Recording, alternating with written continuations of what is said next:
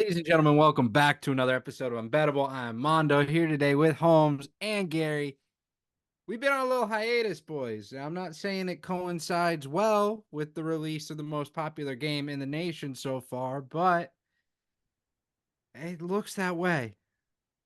I have not been able to get off the sticks. I know Gary hasn't been able to. Holmes, my assistant coach, the man, the myth, he's about to be in the trenches with us.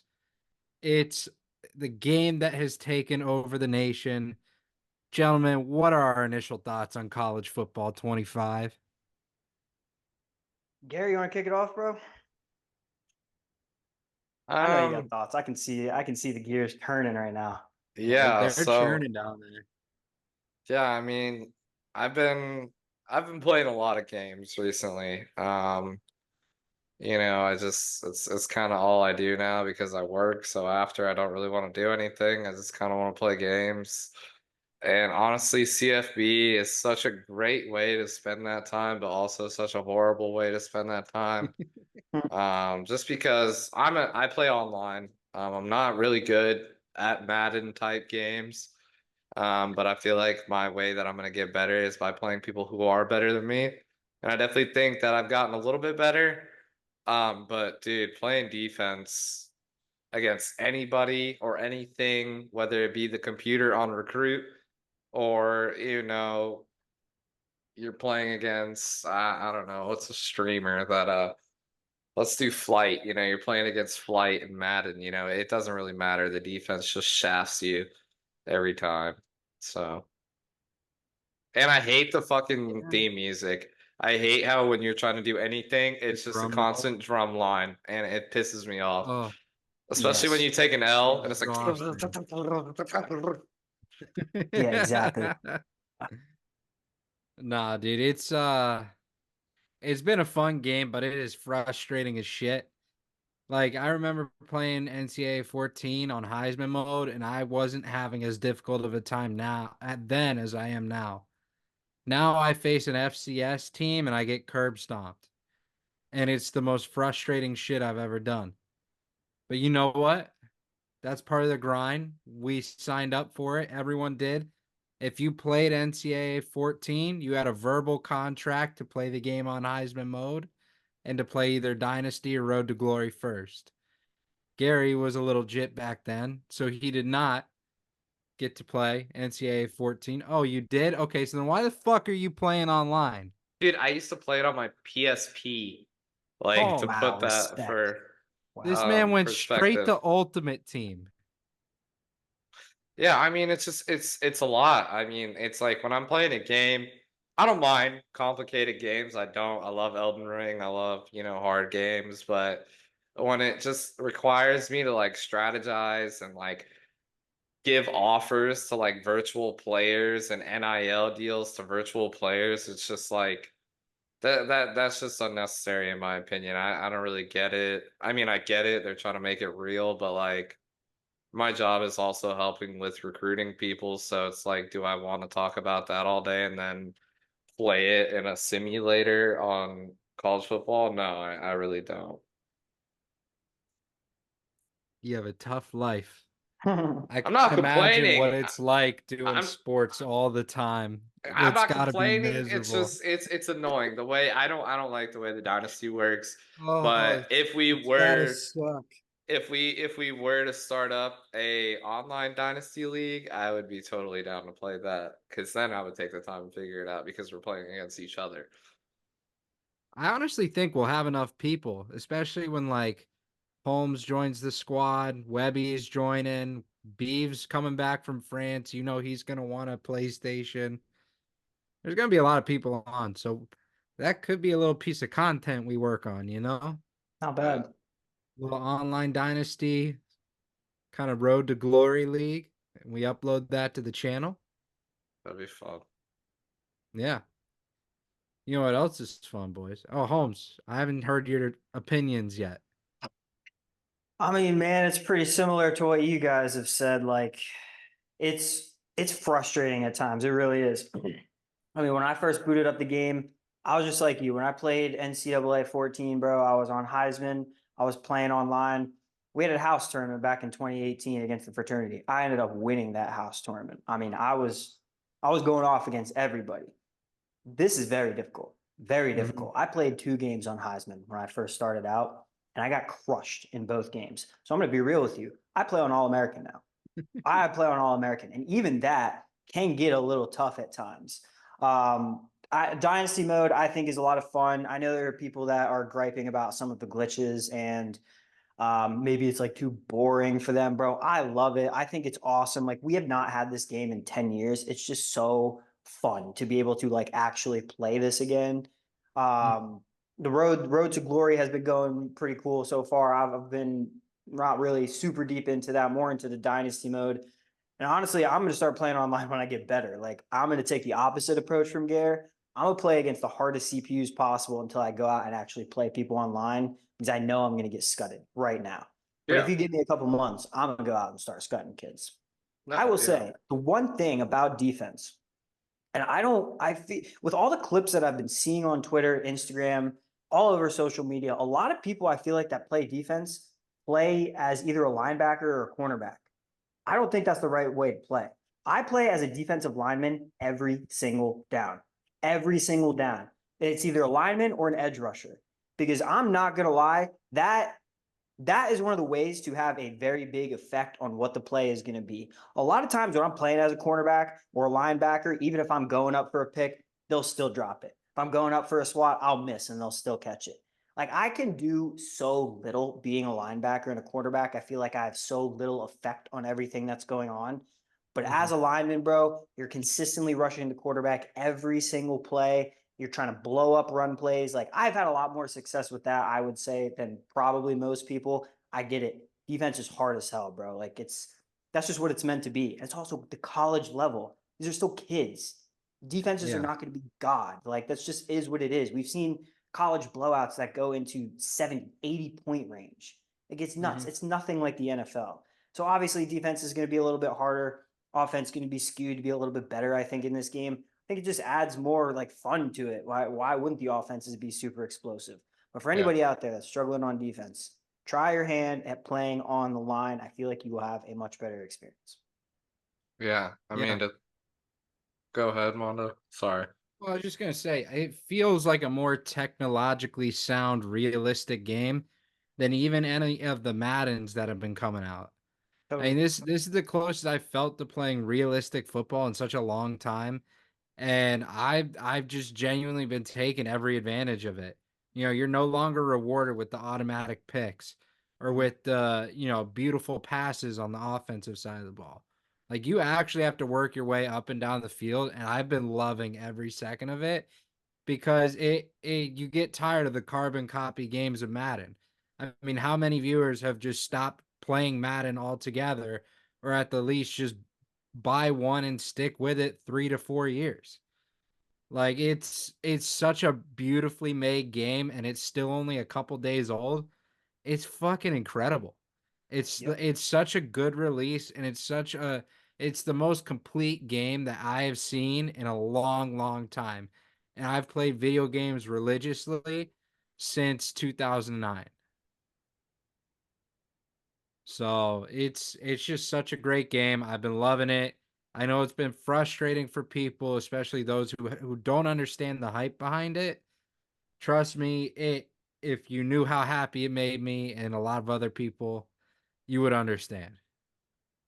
And I feel like playing it too, you're getting a lot, like even for somebody that maybe plays it and doesn't know a whole lot about football, this game can teach you so much just in terms of offensive play calling in certain situations, defensive schemes, like being able to milk clock when you have to, because if you don't, those CPUs will come back and beat your ass. Like you have to Yep. be smart in certain places. I mean, dude, I think I had like 15 seconds left on the clock against Sam Houston, scored a touchdown, gave him the ball back. They got down to like my 30-yard line, and thank God missed a field goal. Or else I would have lost to freaking Sam Houston State. I would have been really, really pissed off about that. 15 seconds was all it took just for them to drive all the way down the field and almost kick a field goal. I mean, you got to be smart about your it's going to teach you a whole lot. I mean, I love far. It's really waiting so long for this, bro. It's just awesome that it's here. Yeah, and I like how Hart brought up the idea that, if you're not a big football person, that, this game could really teach you a thing or two. Like, that's Mhm. kind of how I feel about whenever I started playing MLB. I mean, going into that first, what was that? MLB 23 was my first one. I think that's really what like developed my love for like baseball and like my knowledge of what I do know in baseball. A lot of it comes from that game, and I definitely think this game gives you a perspective on like just how intricate college football really is. Like we used to get drunk as hell and just go watch the games on Saturday and be like, fire him. And Yeah. then like, you get behind the sticks and you're trying to play call and read these plays. I mean, it's tough. It's tough. So, It's tough, bro. yeah. Recruit on top of all that shit too. Yeah. I mean, all power to him, really. Yeah. I puts it into perspective for sure. Good point. Yeah. Unbelievable game, but let's stick with football. Gentlemen, we know we started with the QB rankings. We got the football season coming up. Let's move on to some pass catchers, shall we? So, your top 10 wide receivers, and we'll do top 10 tight ends, and we'll release two graphics to make up for missing next week or last week. Last week. So, what we'll do is we'll start with Gary. He'll give his top 10 receivers, then we'll go to Holmes, then I'll take over. And then for tight ends, we'll do it the opposite way. Perfect. Okay? So, Gary, without further ado, hopefully you have more than four quarterbacks this time, but let's hear it. So yeah, actually I do have more than four quarterbacks because I have 10 wide receivers instead. Stupid. So we're gonna go through my top 10 wide receiver What? picks. Number one, CeeDee Lamb. Statistically, he is the best wide receiver in the league right now, and really is the only Cowboys saving grace, in my opinion. So yeah, that's my number one. My number two, I'm gonna go with Tyreek Hill. Tyreek Hill is just literally just a threat in all aspects, catching a long ball, going on a slant route, and absolutely burning everybody that tries to catch him. So that's huge. Number three, I'm gonna go with Amon-Ra St. Brown. I feel like last year was definitely a hell of a breakout year for him.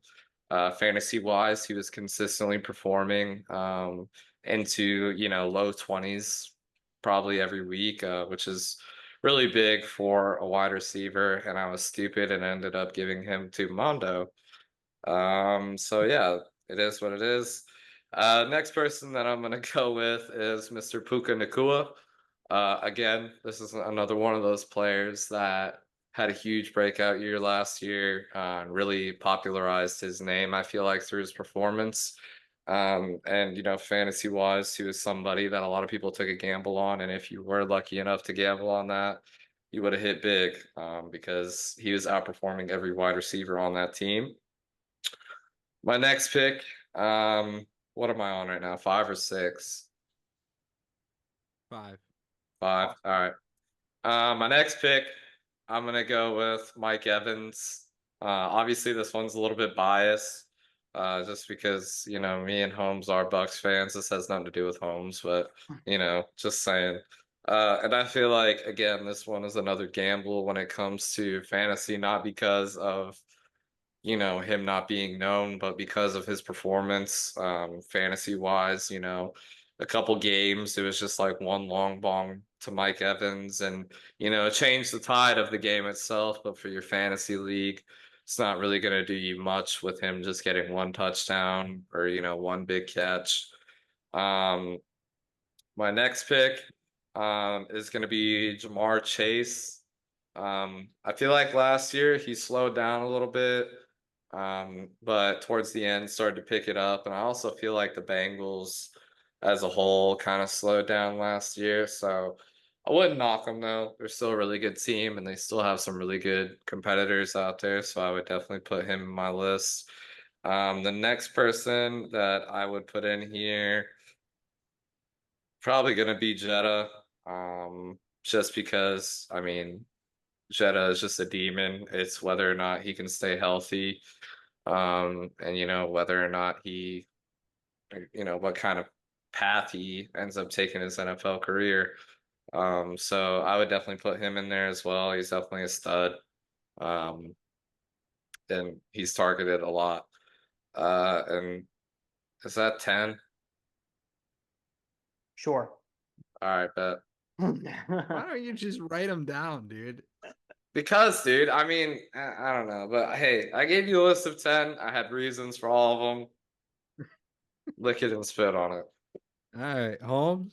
Respect it. All right. Mine will be pretty similar to Gare's. Number one for me is going to be Tyreek Hill. Just having him last year, I think everybody just knows how incredibly dominant he is.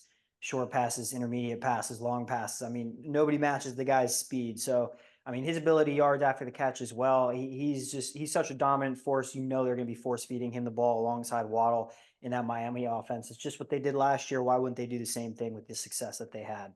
Number two, definitely CeeDee Lamb.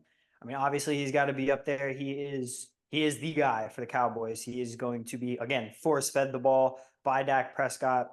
He is amazing at contested catches. He has a ton of great speed. I mean, he's just such a great playmaker for the Cowboys.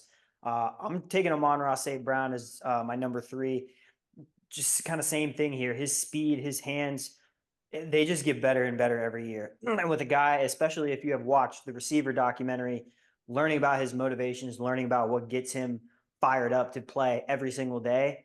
I mean, this guy's just very, very electric. That Lions offense is getting better. They continue to have pieces around that guy that don't make Amon-Ra the number one like go-to option no matter what. I mean, Jameson Williams coming back this season is going to be very big. Sam Laporta obviously had a breakout rookie season last year, so he's going to get targeted a lot, but I don't think he'll get double covered to the point where it's going to take away from his target share. Number four, I'm going to go Jamar Chase. I think the reason he just had a bad year last year is just Joe Burrow wasn't healthy. You know, when Joe Burrow is going to be feeding him the ball, I think they're going to have a lot more success. Jamar Chase is as talented as they come. Bengals are a very, very talented team. If he's lining up opposite of T. Higgins, I definitely like him up there as number four. I'm taking Justin Jefferson at number five. Now, normally this guy would probably be in my top three, but that QB situation in Minnesota is shit right now. I don't trust Sam Darnold, and JJ McCarthy hasn't played a snap in the NFL. So I really don't know how that is going to go. Obviously, he's the number one option there, and they're going to have to get him the ball. But how well are they going to get him the ball with those quarterbacks? My number six, I'm going AJ Brown. Eagles offense, man, like I think everybody just knows this guy has been very, very dominant since coming over from Tennessee. Jalen Hurts loves this guy. He is a bulldog out there. He breaks a lot of tackles. He's great speed for how juiced this guy is. So he's going to be a dominant force. Devontae Adams, next guy was that number seven. Again, this guy would be higher, but just situation with the Raiders. Don't really know with the quarterback right now. Gardner Minshew is not horrible, kind of average, but we don't know if like Aiden O'Connell is going to get any playing time. Again, if you've watched the receiver documentary, you know he's been very, very frustrated with his lack of target share, his lack of involvement in the offense. I'm banking on that changing this year, but I don't know for sure. I'm going to take Puka Nacua at 8. I know that was one for Gare that he had high up there, but dude, he had an amazing rookie year. I think a lot of people are going to be high on the Rams this year, and him being opposite Cooper Kupp, I think only helps him out a lot because we know how great Cooper Kupp has been, especially in terms of fantasy just the past few years. Guys are going to be all over Cooper Kupp, man. So Puka Nacua, I think, is going to be that much more open throughout the season. Garrett Wilson, I'm going to take at number 9. This was tough last year because Aaron Rodgers, man, he was injured. But with A-Rod back, Garrett Wilson should have a phenomenal season. The guy's only getting better. Number 10, we're going to take Stephon Diggs. I know he's in an offense now where he's got Nico Collins, he's got Tank Dell, some other mouths to feed over there. But Stephon Diggs is as talented as they come. You know they wouldn't bring him over to Houston if they were not trying to get him the ball and make him a focal point of the offense. So that is the 10 I got. Obviously, a lot of guys not in there. Mike Evans, Chris Olave, Deebo Samuel, DK Metcalf, a lot of very talented guys. But those would be my bona fide number ones. You guys, you get those in the early first or second rounds, you'd be very happy with those picks. Yeah, I mean, Holmes, I'm with you. My 1-2, Tyreek, CD, same reasons you had. I mean, honestly, they're by far and away the two best players available at this position. Number 3, I have Jay Jetta. I think you guys are kind of sleeping on him a little bit. The man was the #1 pick last year for a reason. They're really fucking good. Doesn't matter the QB situation. He's gonna find a way to get open. Number 4, I have AJ Brown, the most consistent wide receiver in fantasy over the last 3 years. The guy has been an absolute beast. Number 5, we got Amon-Ra. I'm very high on Amon-Ra this year, especially since I have him in my Dynasty League. Next, I have Jamar Chase. I'm a big Jamar Chase guy, but you gotta put the cards where they're dealt, and he's just a little bit lower on my list. Next, we got Devontae Adams. I think he's going to get a lot more target share this year, like you were saying, Holmes. This is going to be his year to prove it to the Raiders. If not, he's definitely getting traded. No doubt about it in the Green offseason. Bay. Next, we got Brandon Ayuk, the dirty man from the Niners. I mean, who knows what team he's going to be on by the end of the year. Regardless, he's going to go ball. It's what he does. Next, I got Puka Nacua at number 9. I'm not as big on the second season hype. What's so funny, Gary? What do you mean you're not as big on the second season hype? You were banging, pause. You were hammering that line of him anytime Tutty like every week last year. Hey Nah, that man, if was it makes money, it McCaffrey, makes money, brother. you know? Yeah, money and fantasy are not the same thing. I think he's definitely no. It's your opinion, and I have my opinion, and you have yours. So sorry. Like where you have him at number 3 after one season, I have him at number 9 in a top 10 out of what, a Just keep hundred going. something It's okay. I get receivers. it. I get it. I'm dumb and you're smart. Go ahead. I get it. God forbid he's at number 9. I'm not as high on the second season because defenses are going to start finding him out. Cooper Kupp is not necessarily the top wide receiver anymore, so they're going to be more focused on guarding Puka. That's a fact. That's what happens every single year. Yeah, I agree. Okay. I Number should have 10, listened to your whole point. I'm sorry. number 10, DJ Moore. Someone's got to give him some love, so it's going to be me. DJ Moore at 10. Interesting. Interesting 10. I like that. All right. Next up, we got tight ends. I'm going to start off. We'll go counter now. So number 1, it's kind of like 1A, 1B. I have Kelsey and Kittle. I mean, Kelsey, we know, is an incredible receiving tight end, arguably the best to ever do it. You know he's going to put up stats with Patty Mahomes at QB. George Kittle is the more well-rounded tight end in terms of just ability, blocking. He can run it a little bit. Like he is an absolute beast on the field. So I say it's 1A, 1B. Next, I have Mark Andrews. I mean, he was hurt last year. It is what it is. He's going to come back stronger. We saw a little glimpse of that towards the end of the year. All of his little workout videos and stuff. He's coming back strong. He's coming back looking great.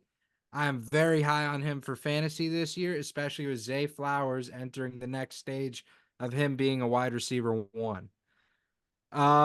Next, I have Sam Laporta, the young GOAT for fantasy. This guy is going to dominate the position for years to come. I can't wait to draft him this season. He's going to be an absolute unit once again, especially in that offense. I mean, they're just incredible in Detroit. Next, I got TJ Hawkinson.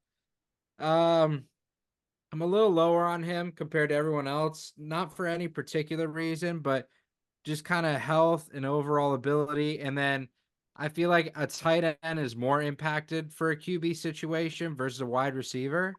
So I kind of have him a little bit lower this season. Next, I have Kyle Pitts. If anyone's due for a jump back year or a bounce back year, it's got to be Kyle Pitts. He's got an elite QB down there in Kirk Cousins. Maybe not elite, but really good at stat padding. And a brand new scheme, new coach, new everything. The guy is due for a massive season. Dallas Goedert comes up next, followed by McBride. And then we got Njoku and Brock Bowers, the rookie, rounding out my top 10. Wow. All right. Very interesting. I kind of going to go in a different direction here. Some people may be shocked by this top 10, but here's where obviously Kelsey number 1. There is no explanation needed. Travis Kelsey, number 1 tight end in the league.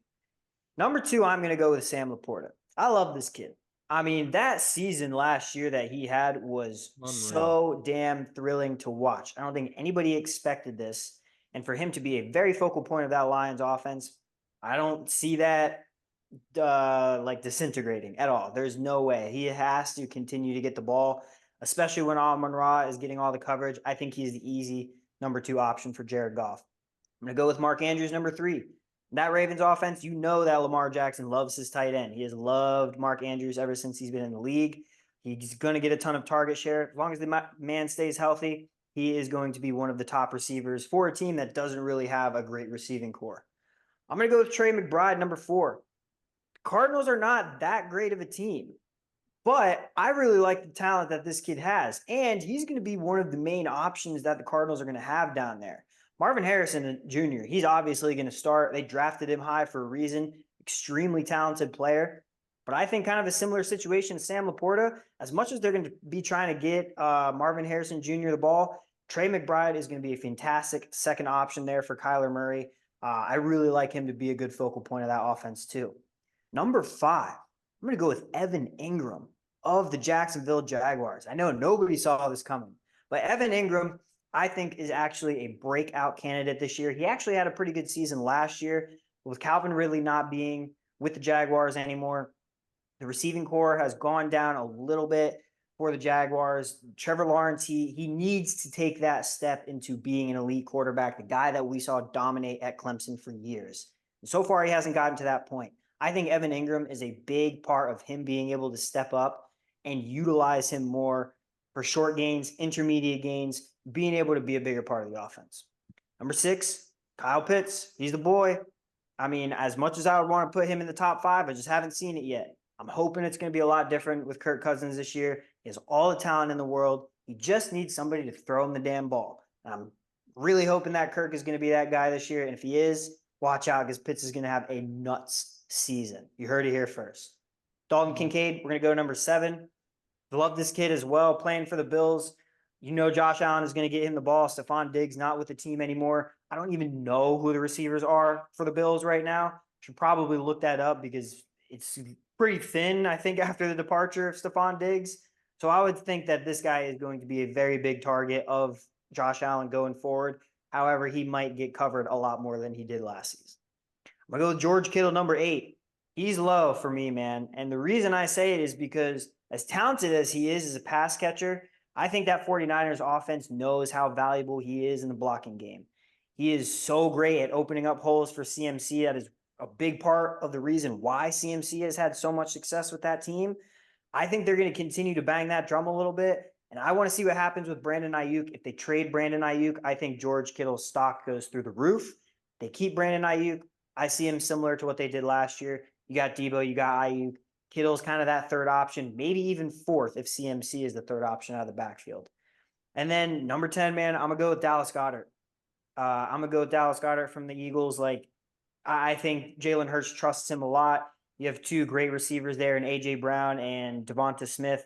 I think that opens up some room for Dallas Goedert to get some passes in the middle of the field. He's had some issues with health, but he is very dependable when he gets out there on the field. I know the biggest name I left off with T.J. Hawkinson. The injury for me scares me. I know he won't be back until at least a few, if not several weeks into the season. So he's not a guy that is going to be going high in drafts at all. Obviously, in past years, he's been very dominant with the Lions, with the Vikings last year. But that injury scares me. And of course, the quarterback situation that I was just talking about with Justin Jefferson, that scares me too. Don't know what the hell is going to happen with that. So I left him off the top 10. I hate to do it, but that's what I'm going with. Gary. All right, let's get it cracking. So number 1, I got the man, the myth, the bitch, Mr. Travis Kelce. I mean, it's pretty evident he's not a bitch. I'm sorry, Mr. Kelce, but he's really annoying, at least in the news. But he's a really good football player, so I'm gonna put him at number 1. At number 2, I rocked with him last year. He kind of skunked me, but he did have a lot of personal shit going on. Mr. Kyle Pitts. You know, this guy was a stud in college, and I see no reason why he shouldn't be a stud in the NFL. He just had a kid this year. You know, and with the new quarterback situation, I hope that things in Atlanta just kind of like start fresh essentially, and he kind of just starts a new chapter of his life. So I think that it's, it'd be a good thing to like see where he goes this year. Next, I got Mr. Laporta for the same reason why everybody else said it. No surprise. I mean, he was just really good. Then I got Mark Andrews. I feel like Baltimore is just going to be a stud ass team this year, and there's no reason why you shouldn't take somebody from Baltimore, especially if they're starting in their position, in my opinion, when it comes to that. Next, I'm going to go with George Kittle. He's just a dog, but the point that Hart brought up where, he sees him being more of a blocker rather than like, somebody who actually contributes to his yards and stuff like that. I mean, I think that's a really good point. But I do have him there on the list. Next, I got Brock Bowers. I put Brock Bowers up there higher than Mondo, but I was surprised that he even said Brock Bowers, honestly. Um, but yeah, I mean, if you watch this guy in college, bro, like you just know he's fucking disgusting. He's ruthless, he's relentless, he's strong as fuck, and he can literally turn what looks like a dead play into a potentially touchdown scoring drive. So I definitely should put him there. Next, we got Dalton Kincaid. Don't really have much to say about that. Then we got Njoku. Next, we got the Hawk, TJ Hawkinson. I know Holmes was talking about how he did have an injury, but I think that, he might be kind of a sleeper bench pick, even though he is injured. Just because when he does come back, I feel like if there's a shitstorm brewing out in Minnesota when it comes to the QB situation, they kind of could rely on those tight end heavy plays. And then last but not least, I got Mr. Dallas Goddard, and that is my list of 10. All right.